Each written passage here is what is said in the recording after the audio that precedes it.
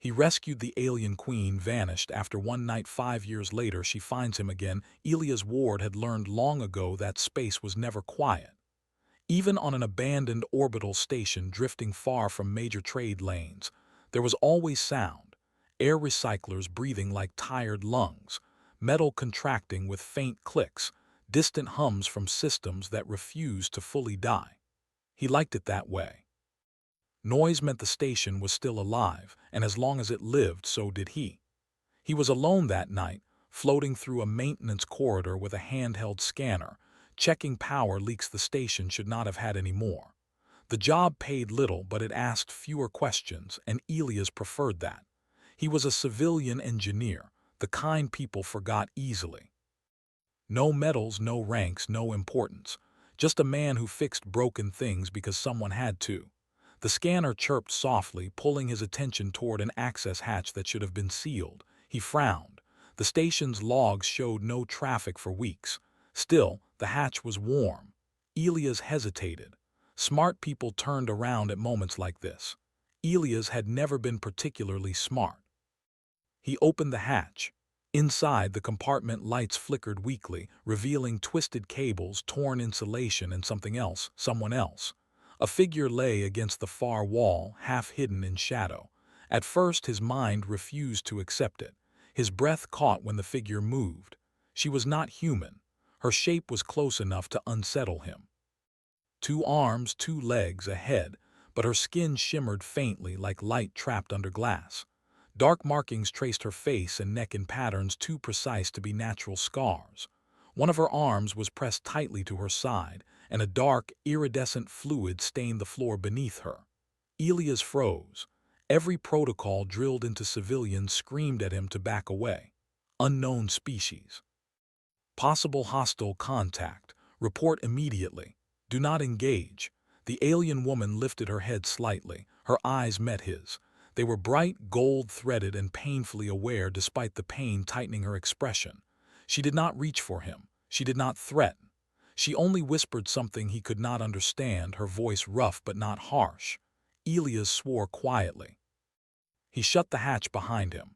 He moved slowly, keeping his hands visible, his scanner drifting uselessly at his side. He had no weapon, no armor, nothing but a tool belt and stubborn instincts. He knelt a few steps away, close enough to see that her breathing was uneven. "You're hurt," he said, feeling foolish for stating the obvious. She tilted her head, listening, as if his voice mattered even if his words did not. Her gaze softened just slightly. Elias activated his wrist console, scanning her injuries with broad-spectrum medical sensors. The readouts struggled, unfamiliar biology confusing the system, but the damage was clear enough. Trauma along her side, energy burn, dehydration. She should not have been alive. "I can help," he said. "I think if you let me." He sealed the wound as best he could, adjusted the gel's settings until her breathing eased. He offered her water, modified through a universal filter. She drank slowly, her hand trembling. When she finished, she leaned back against the wall, exhaustion pulling at her features.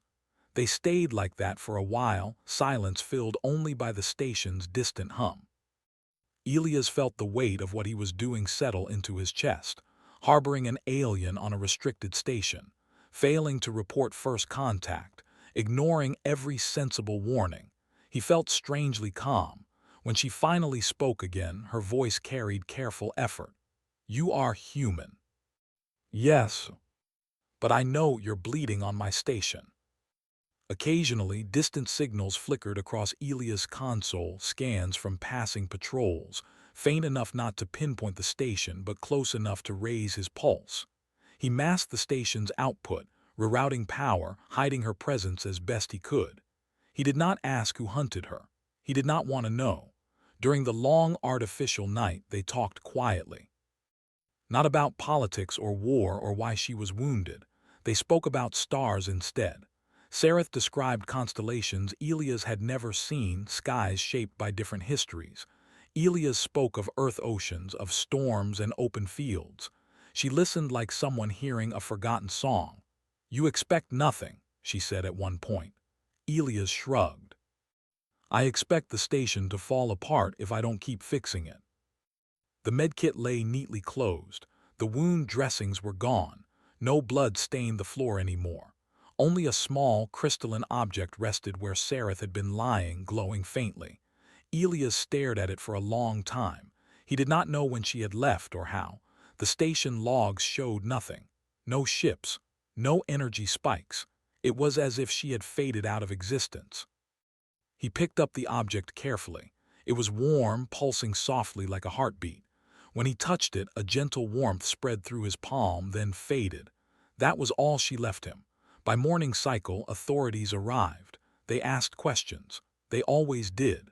They had detected unusual energy fluctuations, minor but worth investigating. Elias answered honestly while saying nothing at all. He told them about faulty conduits and aging systems.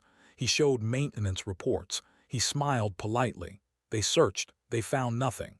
By the time they left, Elias knew something had changed. His name vanished from certain contracts. Jobs dried up. Messages went unanswered. He was not punished, not officially. He was simply removed. Within a month, he left the station. 5 years later, in distant alien space, a queen would stand before a council of fearful rulers and remember a human who had closed a door without knowing why. 5 years passed quietly, the kind of quiet that hides change rather than stopping it. Elias Ward lived on the edge of mapped space now, on a dust-colored frontier world called Haven's Rest. It was not a poetic name, but settlers liked hopeful words. The planet had thin skies, wide plains, and machines that broke often because everything here was old, reused, or bought cheap. That suited Elias. He lived in a small structure near the landing field, half home, half workshop. Most days people came to him with broken generators, failing water recyclers, or farming rigs that refused to start. Elias fixed them without complaint. He charged little. He asked for nothing extra. Over time, people stopped asking where he came from. At night, when the wind moved across the plains and the stars felt close enough to touch, Elias sometimes took out the crystalline object Sareth had left behind. It still glowed faintly, unchanged by time. He had tried scanning it once. The results made no sense, so he stopped. Some things did not want to be understood yet. He told no one about that night on the station. Not because he feared punishment, but because the memory felt private, like a door closed gently, not locked. Far beyond Haven's Rest, in a region of space humans barely knew existed, Sareth stood beneath a ceiling of living light. The Aurelian conquered did not build with metal the way humans did. Their structures grew, shaped by controlled energy and careful design. The council chamber shimmered with slow-moving patterns, responding to the emotions of those present. Sareth stood alone at the center. She was no longer wounded. Her presence carried calm authority, the kind that did not need to be announced. Around her, representatives of the conquered watched in silence, their expressions cautious. "The borders remain stable," one counselor said. "Human space has not expanded toward us." Silence returned. "You speak of danger," she said, her voice even, "but you have not spoken of motive." The human who had every reason to turn away to report her to protect himself. He had done none of those things. He had closed a door, not because it benefited him, not because it earned favor, because she was hurt.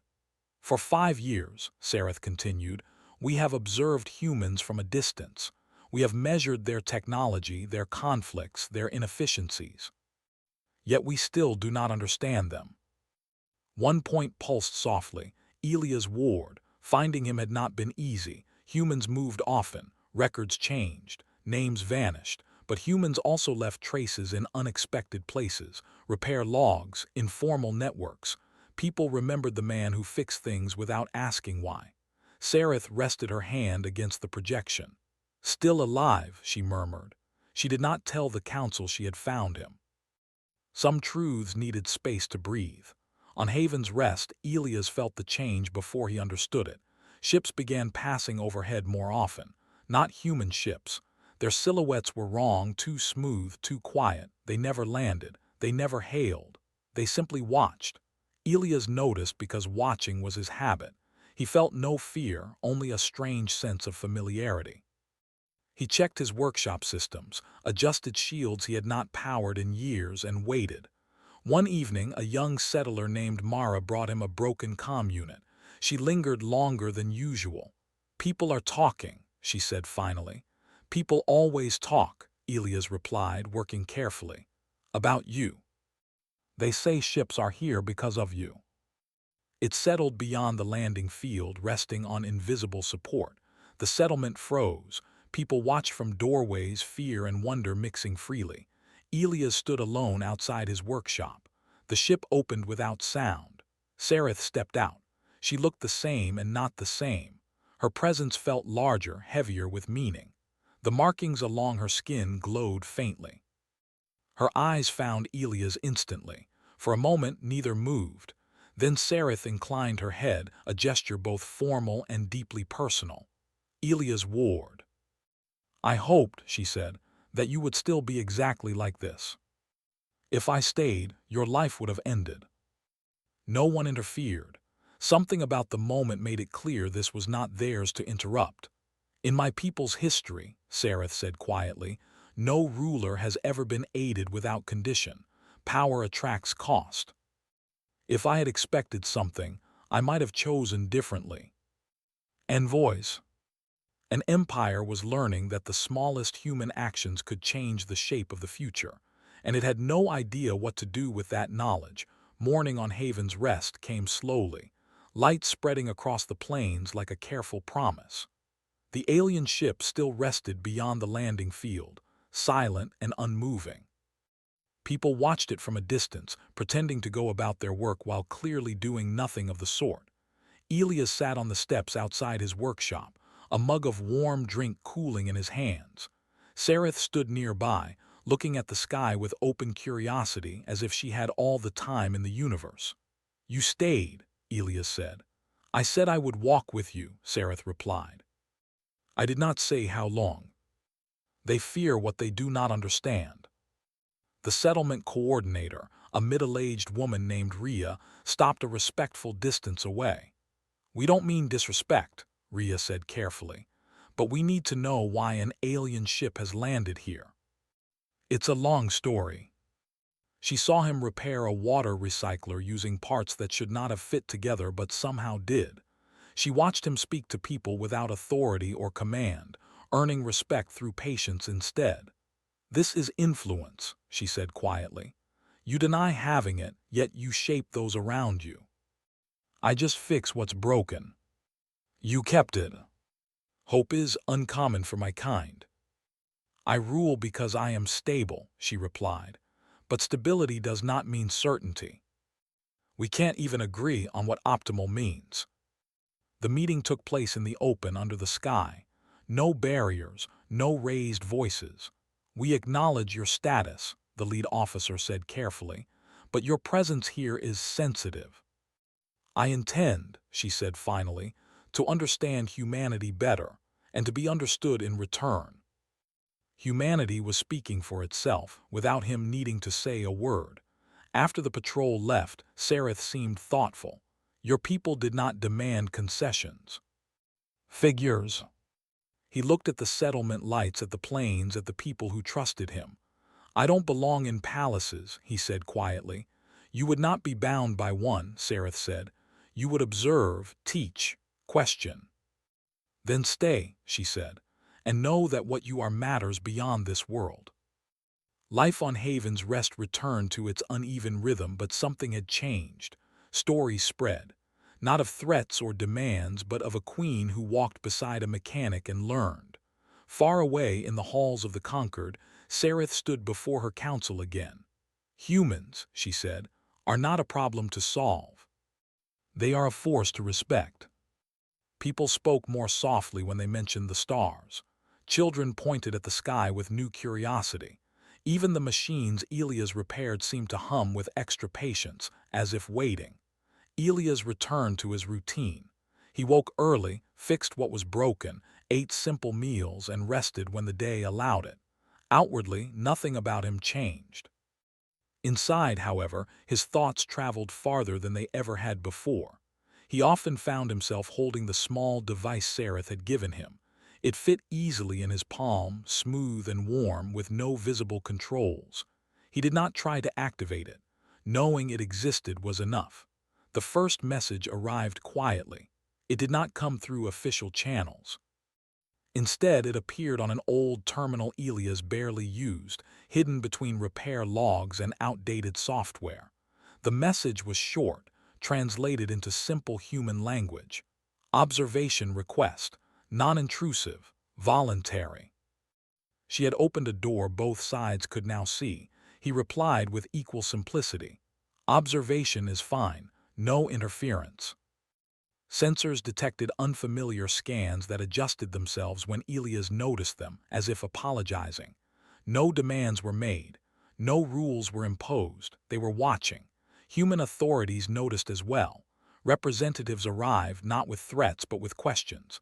They spoke to Elias privately, sometimes over long evenings filled with careful words. "They're listening to you," one official said. Elias shook his head. "They're listening to humans. I just happen to be nearby." Others wanted data, projections, probabilities. Sareth offered them something else. She allowed limited exposure to human life. Not military bases or political centers, but places like Haven's Rest. Settlements where people struggled, adapted, and helped each other without orders. "What do we gain from this?" one counselor asked. Sareth answered calmly. "Perspective." One observer reported, confused. "They repair tools for others without compensation." Not a leader, not an official representative, just someone aliens felt comfortable observing because he did not perform for them. One evening, a projection appeared in his workshop. Sareth's image formed slowly, softer than before. "You are being patient," she said. "I didn't agree to anything complicated," Elias replied. "Just living." "That is what makes it complicated. You're going to get pushback." "They imagine futures where they fail," one alien scholar reported. "Why would a species do this?" How they reused instead of replacing. How they adapted without waiting for permission. The conquered had mastered efficiency. Humans mastered persistence. Tension reached a peak when an outer conquered faction attempted to interfere, demanding restrictions on human movement near shared space. The council debated for days. Sareth stood before them again. "You fear them because you cannot predict them," she said. "But unpredictability is not chaos. It is freedom." Back on Haven's Rest, Elias felt the strain without fully seeing it. He noticed more questions, more visitors. Some wanted him to speak publicly. Others wanted him to leave, to remove the symbol he had become. He refused both. "I'm not a bridge," he said quietly. "I'm a person." Not to leave, but to speak. "I don't want this to turn into control," he said simply. "It will not," Sareth replied. "Not if you remain as you are." Not ally, not threat, observer species. It was unprecedented. Humanity was not pleased or offended. Mostly they were confused. Then they shrugged and kept going. And somewhere between the stars and the soil of a frontier world, a quiet understanding took shape. Not built on power or fear, but on the simple idea that helping without reason might be the strongest signal a species could send into the universe. Years did not change Haven's Rest quickly, but they changed it deeply. The settlement grew a little wider, a little stronger. New buildings rose beside old ones. Children who once pointed at the sky now worked the fields, repaired engines, and argued about ideas they barely understood but deeply believed in. The stars were no longer distant lights. They were neighbors. Elias Ward grew older in the quiet way that people like him did. His hair showed more gray. His hands carried more small scars. His back ached in the mornings. He complained about none of it. He was still the one people came to when something broke. He was still the one who charged less than he should. And he was still the one who never asked for more. The conquered kept its distance just as promised. Their observers came and went, never staying long, never interfering. They watched humans argue, fail, rebuild, and help each other anyway. Reports flowed back across the stars, filled with confusion and cautious respect. Humanity remained difficult to define. Some human leaders tried to turn the attention into advantage. Others tried to shut it down. Most people simply lived their lives and ignored the labels placed upon them. Observer species. It sounded important. It meant very little to farmers fixing irrigation lines or mechanics replacing worn-out parts. Humans had never needed permission to exist. Sarith watched all of this from afar, her position secure but never comfortable. Leadership, she had learned, was not about control. It was about responsibility for consequences you could not fully see. The conquered changed slowly, influenced not by treaties or threats but by exposure. Younger counselors questioned old assumptions. Scholars debated human stories, art, and strange humor. Engineers studied human repair methods and admitted quietly that they worked. Not because they were perfect, because they were adaptable. One cycle, Sarith returned to Haven's Rest. There was no announcement. No great ship descending in light and silence. She arrived in a smaller vessel, landing far from the settlement. She walked the rest of the way. Elias was repairing a power unit when he felt her presence. He looked up, squinting in the sun, and smiled. "Took you long enough," he said. Sarith smiled back. "I did not wish to interrupt." They walked together again as they had years before. The plain stretched out, calm and familiar. No one followed. No one needed to. "You stayed," Sarith said. "So did you," Elias answered. She nodded. "I stayed because leaving would have been easier." "Your people have changed us," Sarith said. Elias shook his head. "You changed yourselves." When a mistake was made, when harm occurred without intent, the responsible party did not hide or justify. They returned. They helped repair what was broken, not to erase guilt but to acknowledge it. "It is inefficient," Sarith said, "but it works." When it was time for her to leave, Elias did not feel the old weight in his chest. Some doors did not need to be closed forever. "Do you ever regret it?" Sarith asked. That night, the door. The conquered will soon invite humanity into formal partnership. Years later, when Elias Ward finally passed, it was quietly in his sleep. The settlement mourned him in practical ways. Tools were repaired, machines were tuned, stories were told while work continued. No statue was built, no title was given, but the device Sarith had given him was placed gently into the ground beside him, glowing once before going still. Across the conquered, news spread without drama. The human who closed a door had finished his walk. Sarith stood alone beneath the living light of the council chamber and said only this: "Not conquerors, not saviors, just people who helped even when no one was watching."